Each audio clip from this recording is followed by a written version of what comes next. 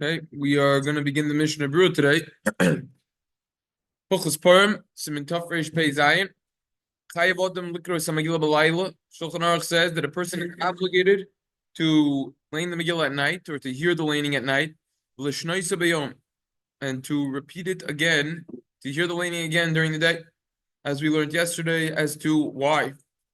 From the Gemara and based on Psukim, V'shalaylo Zmana Kol Halayla.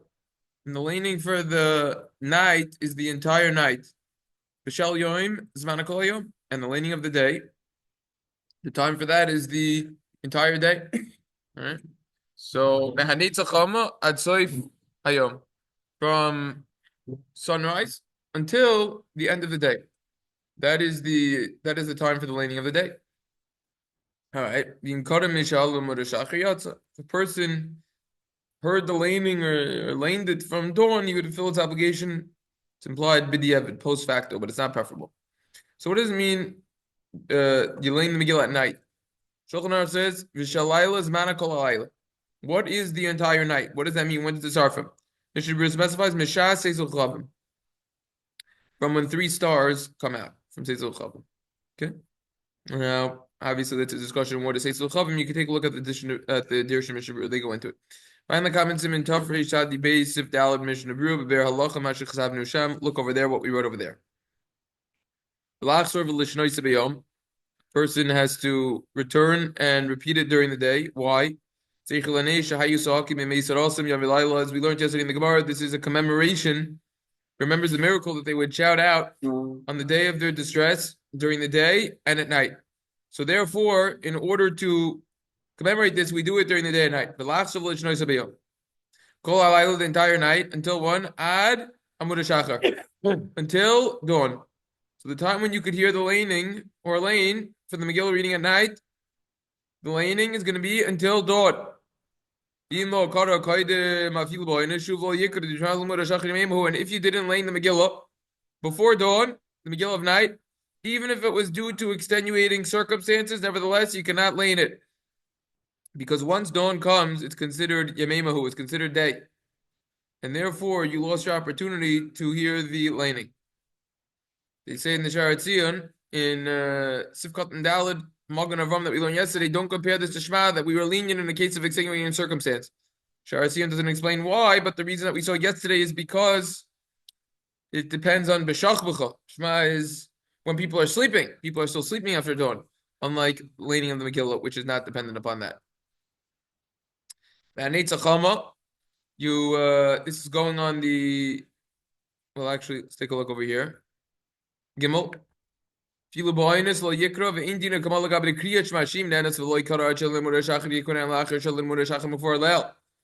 what we just said. All right. Now, take a look over here in the footnote of those V'hadam Mishna Berura. There's no such thing as a make-up Megillah reading. He lost it. Hifsid mitzvah. He says, look at the Kaf HaChaim in Sivkot and Gimel.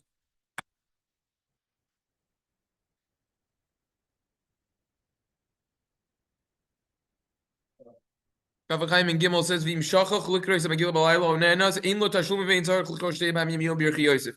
We saw that yesterday also in the Shari Tshuva.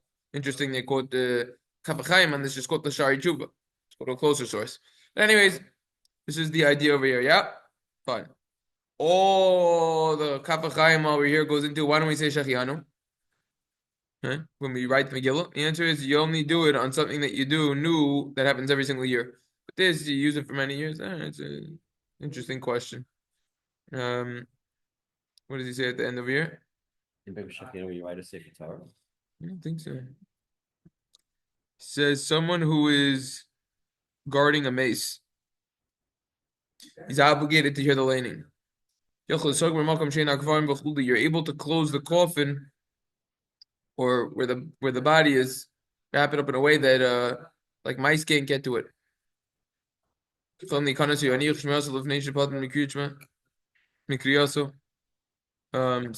that's the Kaf HaChaim. Now, so now this is the Magen Avram, and then he said at the beginning over here he said that no, you could do it even after dawn as long as it's before sunrise. That's what the Taz wants to say.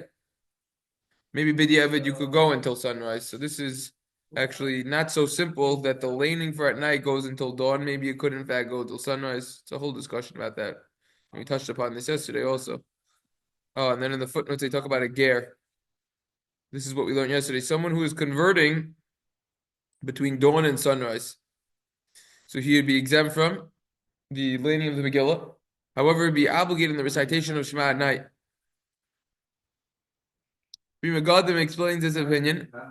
Wait, this is not a tangent, but can you tell a ger when he can the Megilah? Could you tell him, you got to come back later? Can you do that? You can't. We can do it at 10 o'clock. We have an appointment at 10 o'clock or what? Usually when someone converts, it has nothing to do with the time ability of the ger. It has to do with the Beis Din and whoever's converting him, the rabbis. So why I would can't they? assume. Why can't they say we're available after davening? We're available. That's exactly the question that I asked yesterday, which is when would this case ever happen? What type of Beis Din is adjuring at this time? Yeah, that's what I pointed out. No, what I'm saying that's Theoretical so. and practical, but it could happen with an onain. Yeah. All right.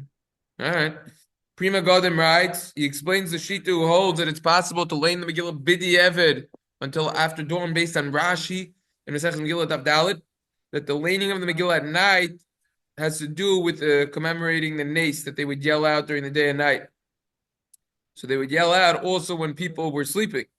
So therefore, since after dawn is a time when people sleep, you could lane at that time. Okay, whole discussion after dawn, fun. Yeah, well, I wanted to correct something that I said 2 days ago. Which is we were talking about nowadays. Well, let's just finish this first, and then I'll say it. Dalit.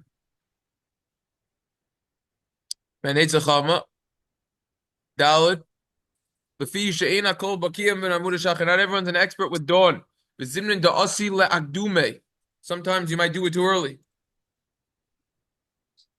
So therefore, preferably you need to wait until sunrise.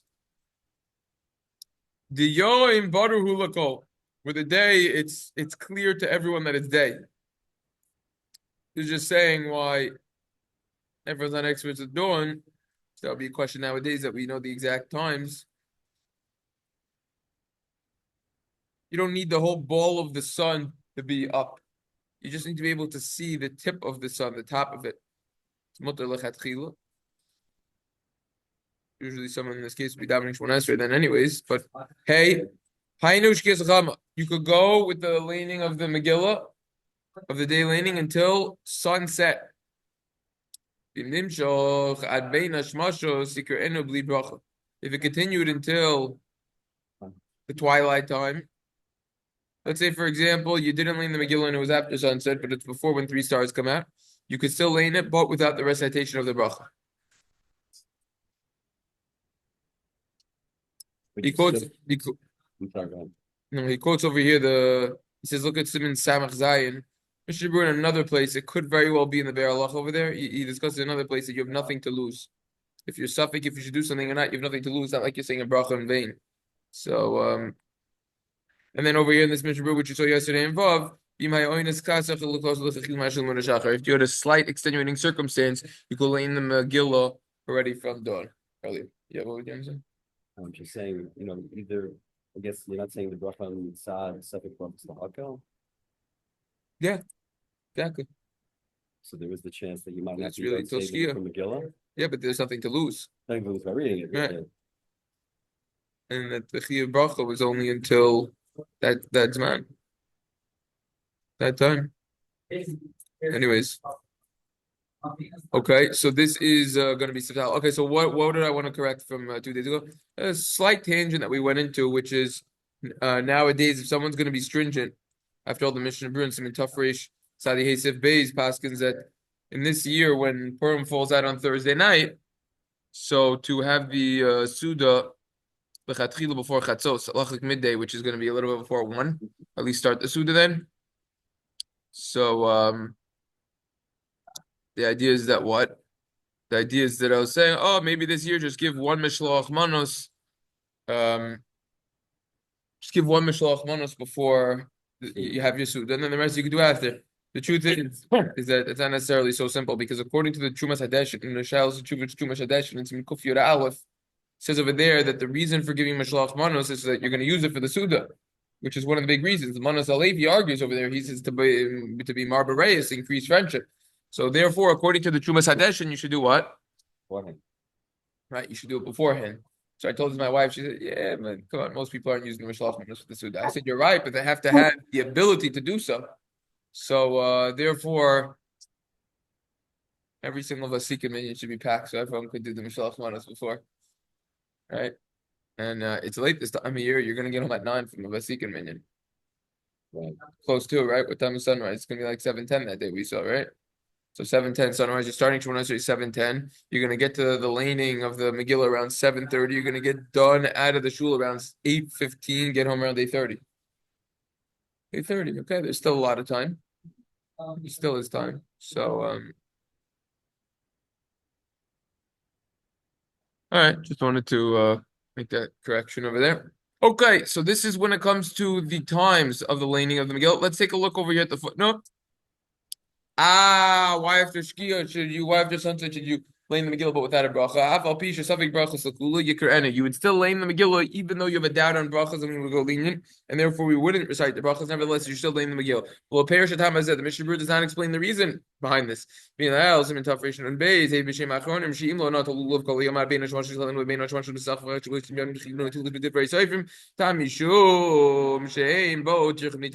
Same exact story. If you didn't take the Dalin Minim, didn't take the lulav and everything on Sukkot, and you realize, oh, at the end of the day, I didn't take it. It was already after sunset. The halach is you would take it, but there would be no bracha. And even though the obligation would only be derabanan, it wouldn't be on the first day. The other days, which are only a rabbinic obligation, nevertheless, since it's no burden for you to take the lulav, so you would take it. No burden. You got nothing to lose. Oh, perhaps you can't say that over here. Shekrias Megillah Tirchi. Sitting in a whole laning of the Megillah is a burden. It takes 40 minutes.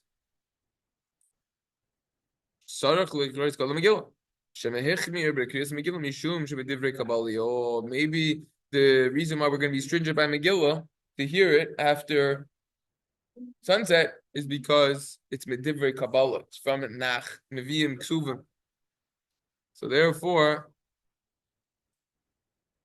that's maybe one potential reason as to why you hear it. Accordingly, you need to be stringent on the laning of the day, because according to many poskim, according to many rabbis, like we learned already, past 2 sessions, the obligation is rabbinic, is Medivrei Kabbalah, stronger. It's from Nach. At night, it's only rabbinic, Medivrei Seif.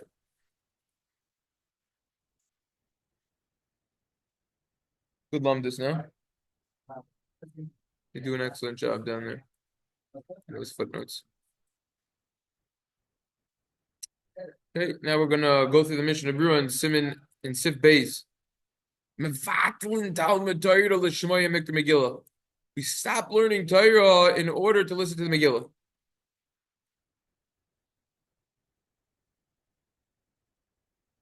Kavachomer, certainly for other mitzvahs we need to stop in order to listen to the Megillah.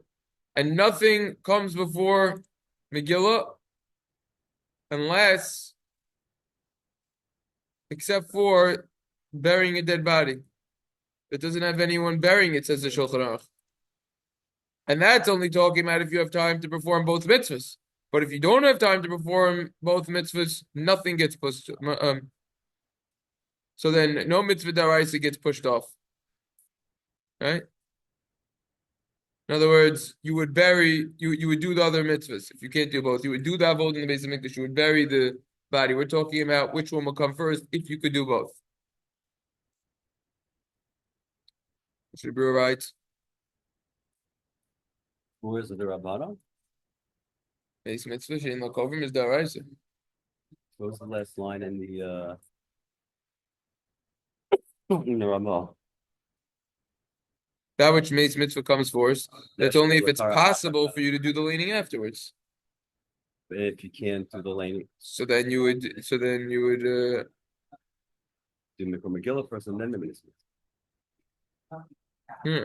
Then you would do the The burial. No? Do the burial. Downstairs. What? 30 cents down. Wait, It says, can't- but if it was near the time of dark, you would do Megillah. Oh, right. This is talking about, no. This is talking about, all right, we're going to come back to this. We're going to come back to this. Sticking for the coming up. Yeah, exactly. You do the Megillah because you won't be able to do it after. All right, we're gonna come back to that. Let's go through each line over here, and let's go through why it's a bittul Torah to listen to the Megillah over here. Or what's the case over here? Let's go through that first. We're gonna go through all this slowly. Not rushing this.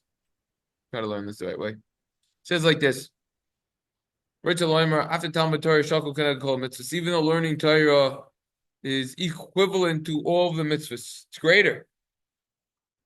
Nevertheless, you stop learning Torah in order to listen to the Megillah.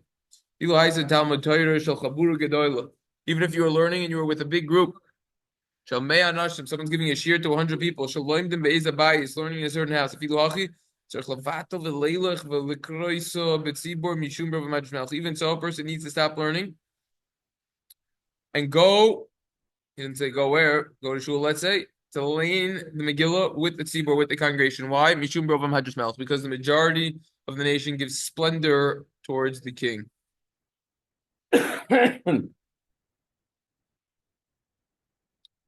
Lengthy shar tziyun over here in Ches down here.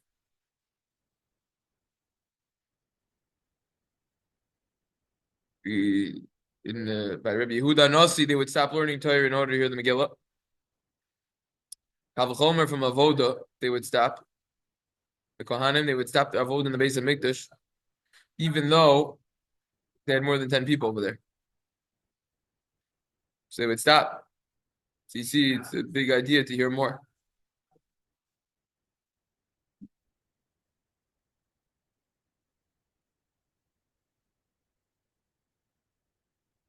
Intishar Tziyun. Then the Mishna Berura proceeds to quote fundamental Chai Adam. Chasav Chai Adam in Klal Kufnin Hey Sif Zayin. Someone who davens the entire year in a set minyan that is designated for him to daven over there. He davens the entire year. Yeah? All right. Ein Sarich. He does not need to go to shul. So this guy, this fellow, he davens in a set minyan every single year. He doesn't need to go to the shul. What this obviously means is if you always daven in a small shul, let's say there's around 20, 30 people there, you don't need to go to the shul where you have a couple hundred people plus there. You don't need to. The question becomes, what is the halacha regarding a house minyan? They daven there just on weekends, just on Shabbos, Yontif. Does this Chai Adam also extend to that? Is that considered his kviyas minyan? Because remember, on any day that he's able to drive, he doesn't daven there. They don't have that minyan. So they only have the minyan over Shabbos and Yontif. What's the halacha over here? You ever learned about this? Yeah. I think We discussed this once, right? definitely discussed. We discussed this. Okay, it's very important. Definitely. So now we're going to learn inside. This is fundamental. Shar Tziyun says, "La'niyas da'iti kavanaso." According to my humble opinion, says the Chafetz Chaim, the intention of the Chai Adam is as follows: in a place where he regularly davens, gam kein beis medrash, elashemir onoshim espal he davens. It's a beis medrash, just as not so many people there. Bashmiinon, and the Chai Adam is coming to teach us. The you're not obligated to go to the big shul that you have a lot of people. Also, called the basic you're going to tell me that every single small shul now has to go to the big shul? Ridiculous. But if you have a balabayis, a house owner who has a minyan in his house, even though they're always davening there, it's consistent.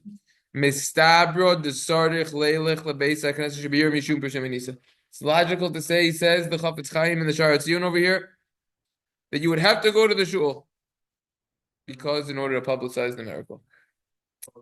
Comes out that according to this closing remark of the Sha'ar Tziyun, if a guy's got a house minyan, you got to get out for laning as the Megillah. Now, what is the, excuse me?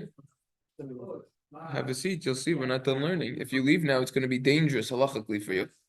That's why you gotta come sit, learn a couple, 3, 4, 5 hours over here with us. The Sha'ar Tziyun. Sha'ar Tziyun and Tuf Reish Pei Zayin Sifkot and Yud. However, what does the Sha'ar Tziyun mean when he says Bala Bayis Shel Minyan Beso? So there's a lot of discussion on this. That's what we're going to be learning about right now. Now, to cover our guests, we're just going to jump to what Ramosha Sternbach writes in his Charles and Chuvas Van Hagos. All right, but we're going out of order. It's just for our guests. This is in Chelik Beis, Simin Shin Nun, Chuvas Van Hagos. He explains Nira b'kavonaso she'ima minyan l'sarcho ve'im hu lo nimsa b'ir mavatla minyan. Let's say the minyan's for this balabais, and if he's not there, the minyan's canceled. Hu hadin lepurim leMegillah royu lahem levatla minyan. You got to get out of there for purim. Close the minyan down. However, aval im zeu kviyas la'olam. If this minyan's going to go even when the house owner isn't home, so then what's the halacha? Avshein Sibur Gadol, even though there's only 20 people there, it's not a big Sibur. Bebitul haminyan mevatlin hashra shchina be hamakom ve'ein levatel kviyas. If you're going to cancel the minyan, you are nullifying the divine presence of Hashem dwelling there, and therefore don't cancel the minyan. So if it's a house minyan, but it'll continue without the house owner, continue on Purim. Says the Moshe Sternbach. Yeah, Baruch Diyah. Remember, Chelik Beis, Simin Reish Nun, Chuvas Van Hagos, learning after Sha'ar Tziyun. That's how he defines the Sha'ar Tziyun. Now, he says in Yerushalayim Yer HaKadosh, there was a minyan for Shabbos and Yontif just for that alone. And he said, I paskin, don't gather there on Purim. Go to the big shul over there. V'yesh cholkim, but some argue in that case.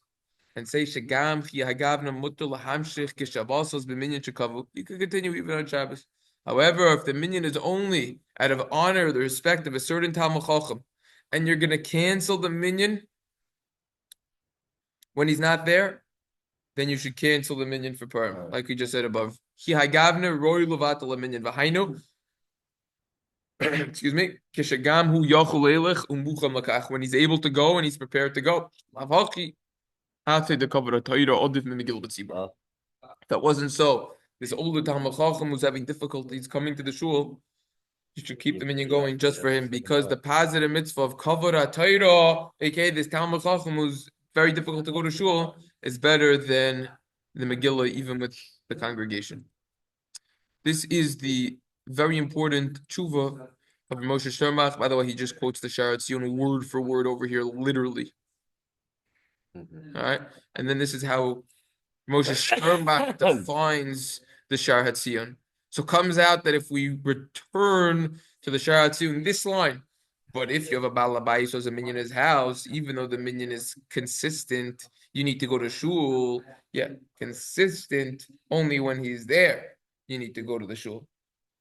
Right? If the minyan's only going to go on when he's there, you got to get up and go to shul. But if the minyan continues to go on even when he's not home, keep the minyan going. Don't be mevatel the hashras hashchina. Now we're going to get into and when people, they want to bypass the noise with all the kids in the shul and stuff like that, and sometimes in this hearing. All right. And Well, brings that well, bringing a connection to that gets discussed in a few places in the Mishna Berura. It doesn't consider. There's a whole tumult nowadays. It's not. I mean, you asked, I'll answer. First, just to preface, it's not going to be brought on the Simon. It's going to be brought. The Mishna Berura discusses in a few places in Hilchos Purim, from what I remember from learning it many years ago, that about banging too much and making noise and everything. There are other factors that we should talk about right now in regards to, we're talking about going to a big minyan. This is talking about if everything is equal halachically. If your big minyan's going to have a lot of talking, chas v'shalom, or there's going to be a lot of noise from the banging of Haman, it's going to continue into the laning and everything like that, that's not what we're talking about. Furthermore, we already learned, I think it was yesterday, did we learn this? No. We're gonna learn this that we're going to see it inside, who says and everything, that if you're going to daven at a vasikin minyan, even though you're going to have less people there, that's still preferable than davening at a minyan with more people that isn't vasikin and davening with the sunrise. So that's something to consider as well. So you have to factor in these other halachic considerations. And that's only in terms of Vasikin, that's even if you don't daven Vasikin every day, right? Yeah, 100%. Okay. 100%. Now there is a very interesting ber halacha in Siman Nun Ches, which is talking about if you daven consistently with the vasikin minyan, and once in a while they don't get a minyan, the Chafetz Chaim Paskins in the ber halacha over there, you should still daven vasikin that day, even by yourself, even though you can catch a minyan later on. That's talking about you daven every single day. Yeah. This halacha is talking about that person is gonna daven in a vasikin minyan, even if he's not a consistent vasikin davener, but he's careful every single. I don't remember the last time I missed a vasikin minyan on perm. Every single day, I certainly don't daven vasikin. There's a couple of times which are very auspicious times to daven vasikin. Right, perm's one of them. So I think even Mishna says, right, even if you don't daven with a minyan at all, you daven Vasikin every day, you're consistent, you still should daven Vasikin, not daven with a minyan, right? not every single day if you're gonna miss a minyan. Really? Yeah. Okay. It's like once in a while. It's not necessarily It's so better to simple. daven with a minyan Siman every Nun day, Ches. not than daven Vasikin every day without a minyan. Yes, every single day. Yes, from what I remember from Siman Nun Ches. But what I said on the recordings over 10 years ago, my Rebbe.com and Siman Nun Ches, trust me more what I said over there than now, because I haven't looked at that in years. But like those halachas, I live those halachas. I live it. I live it. I haven't looked at them, but I live them. Yeah, we're gonna get everything. The goal is to get everything, to do everything and do it the right way, not just rush through and read the Mishna Berura. There are enough people that do that. That's not what our goal is. Our goal is we learn it from the beginning until the end. Everything that's applicable on what we're learning that we could get our hands on. And these are the highlights of it, so to say. But we're going through it. I mean, Mishna Beruras, we don't skip any Mishna Beruras, obviously. But that's the goal. That's the way to learn, so that when you get up from the chair after learning, you say, I learned it up.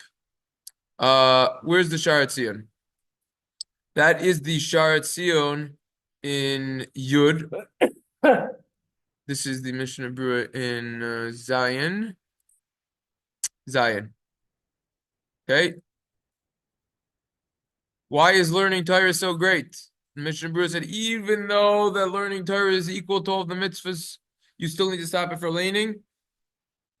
They quote the Gemara in Kedushin Daf Mem. Well, first of all, it's a mission in the first paragraph of Maseches Peh, Talmud Torah Keneged Kulam. Learning Torah is equivalent to all the mitzvahs. But the Mishnah, but it says in Kedushin on Daf Mem, to be tarfon on the Zakanim. We're asked this question: is learning Torah better or doing the mitzvahs, the actions? Rabbi Tarfon says the actions are better. The mitzvahs. Rabbi Kiva said learning is better. They all said Talmud Torah, learning is better. Talmud maybe l'dei ma'isa, because learning brings to action. The Mishnah says otherwise. The Mishnah says Lo hamedrash hu ha'ikra la ma'isa. Comes Rabbi Yaakov Golinsky and says the medrash, the drasha, no one cares about. Everyone wants the ma'isa. Everyone wants to hear stories. It's a great shot. That's not the meaning. Everyone cares about the story. No one wants to tire. But he says that what? But the idea is that no, for sure you need the action. Because someone who just learns Torah and doesn't fulfill it, says the Yerushalmi Masechah Shabbos, Noach lo shelo nivra, better that he wasn't created. But this is talking about that what is the primary focus that we should be involved with? The answer is the Gemara.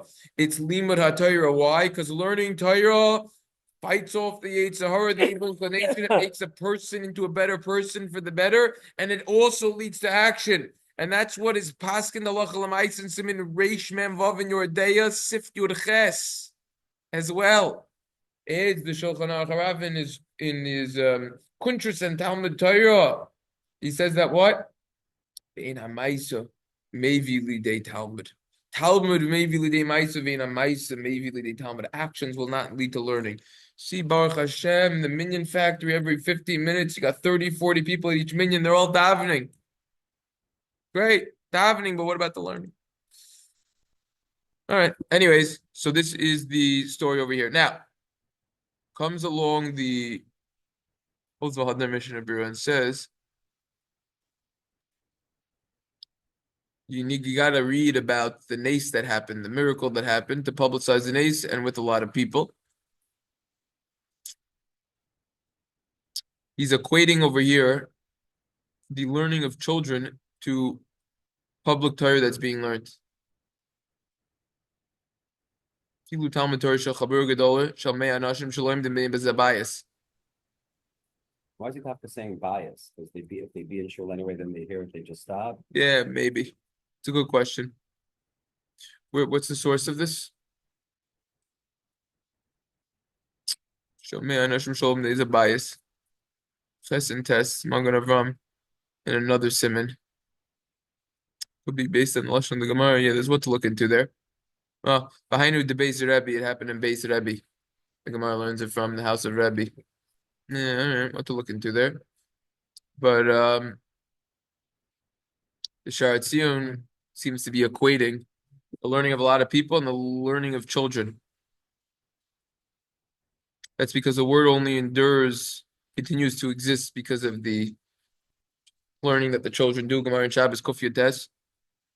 Because you can't compare Hevel Sheyesh Bochit LeHevel Shein Bochit. The children, they don't have any sin yet. So therefore, it's at a very high level of learning. And even for building the base of Mikdash, we wouldn't stop the children learning. He says, like the Gemara in Shabbos says, Kuf Yotes. This is a good chizik for a Rebbe, for children, of what he's coming to do. No, it's a real chizik for them, you know. The Pam Zatzal discusses Rebbes, by definition, they get a lot less money than most other professions. But he discusses how you have the incomparable satisfaction and sipuk of knowing that what you're doing overrides the rebuilding of the Beis Hamikdash. You don't find that by other jobs. A lawyer, you better stop practicing law. A doctor, you better stop healing your patients. This, you don't stop. Yeah, what? I'm assuming this means like a 5-6-year-old, 7-8-year-old, not a 12, 13-year-old. Anyone under the age of bar mitzvah, probably. Anyone. You know, with the iPhone nowadays, I think when they, just to specify, when they say she'ein bo chet, I'm pretty sure what they're referring to is that they're not able to have zera yet. I think because stam chet in stam yetzer hara, whenever yetzer hara is mentioned or sinning or something, it's referring to sinning with zera levatala. Funny, right? Because intermediate was yesterday's daf was they wanted to destroy the Yetzer Haras, right? 2 Yetzer Haras they wanted. Oh, that was Yuma Avodah they destroyed that. They couldn't because then Peru. Yeah. And Peru. Correct. So that was it too. Correct. So also could be that it might even be under the age of 20 because they don't get punished in Shemayim until 20. So what exactly the Gemara means over there, that's one has to look that up. And David's piping in. We're talking about Zara over here. He's interested. Yeah, David, what's going on? I thought I'd show my face, that's all. Oh, all right. What was that? Once we're on the topic of Zara, I was learning with one of my chavruses. Rambam writes in Hilchos Deos and Perek Dalet, if I'm not mistaken, Halacha Yud Tes. He says that 1,000 people die from rov tashmish. He says 1 in 1,000 die from other deaths. Who's this? Rambam says this explicitly. He said he heard from doctors. He says that 999 of 1,000 die from excessive tashmish. Excessive. Yeah, that's another discussion. So I asked around about this. No one has a good shot. Question is he exaggerating or not? Definitely weakens a person, just like learning Torah. But anyways, very interesting parak over there. It's kedai to learn that parak Dalet. Very interesting in Hilchos Deos, Perek Dalet. A lot of recommendations. The whole Hilchos Deos is very, very gishmak. But anyways, so very interesting. He says whoever follows what I just said, you're gonna live long. Wow. Yeah, that's what he says. Gotta just talk about interesting. The most sicknesses there come from overeating. He says after dinner, don't go to sleep for another 3 hours. You're eating chicken and meat, don't mix them. Don't eat the meat first. Eat the chicken first, then the meat. Heavier, exactly. And we saw that Rambam quoted by the fish. You have the fish first. Right. If you have schnitzel Shabbos day, you should. I actually have seen this where you have they plate the food, they plate the schnitzel and like whatever the side dishes, and then they bring the cholent out. Yeah. So you should, if you want to listen to the Rambam's recommendations, then you should have the chalent last. So hard to do. Have the chalent last, with the I'm just saying it's hard to do that. You usually go to sleep right after the meal shot. yeah, that also you got to be. That's what the American culture. That's why people are so unhealthy because they have terrible eating habits. And other cultures, they're much better. Yep. It's better not to have a late dinner, a big dinner. I'm saying 3-4 hours you wait. I think Europeans they have a late dinner, but it's very light or something. I don't know. Exactly. That's what the Rambam is saying. Akoponim. Did we just see this one? Sorry, we just saw this one. I wanted to get the next one open.